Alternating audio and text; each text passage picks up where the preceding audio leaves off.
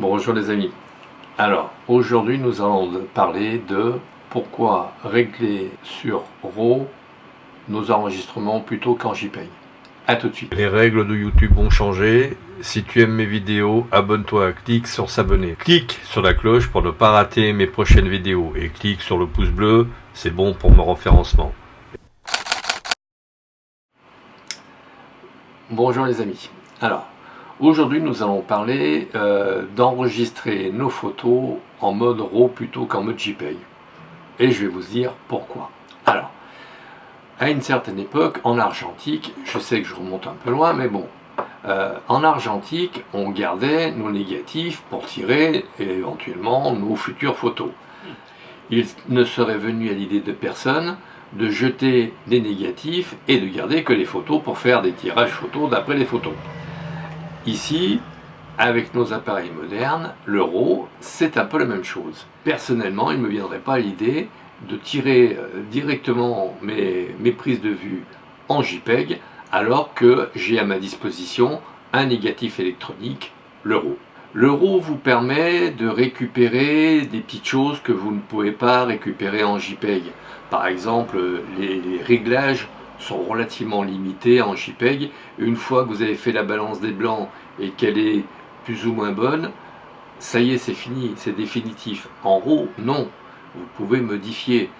De plus, quand vous faites des prises de vue, par exemple le matin, vous partez le matin, il y a une certaine lumière, l'après-midi, il y en a une autre, les blancs ne sont pas restitués de la même manière, d'où l'importance de régler la balance des blancs correctement. Ainsi, par exemple, il ne viendrait non plus à l'idée de personne d'avoir un réglage comme ça au pif, sans être en raccord avec la réalité des choses. Par exemple, quand on est le soir tombant, la lumière est un peu différente de la lumière du matin et de la lumière de midi, par exemple. Donc, il faut adapter nos réglages en fonction des circonstances extérieures. Le RAW vous permet tout cela. Le RAW vous permet de faire vos photos en toute sérénité.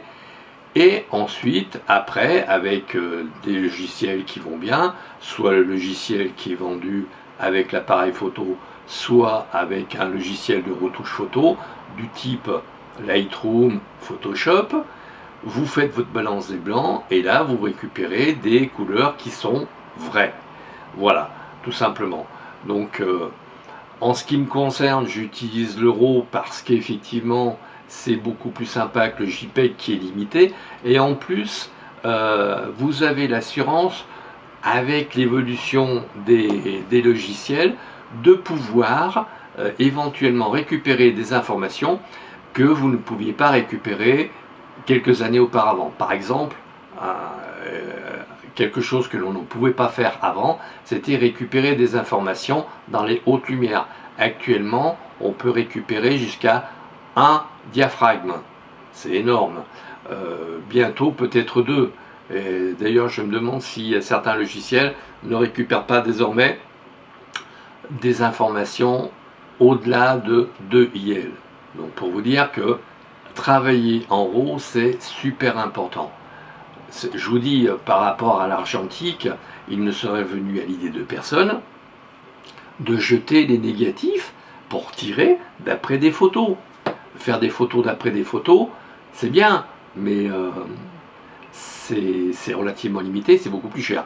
Là, c'est question de moyens techniques. Voilà, c'est à peu près tout ce que j'ai à dire pour cette petite vidéo. Je ne tiens pas non plus à ce que cette vidéo soit super longue. Si vous avez aimé, likez, partagez et éventuellement soutenez-moi financièrement avec un petit café. Et puis, merci de votre écoute et à très vite.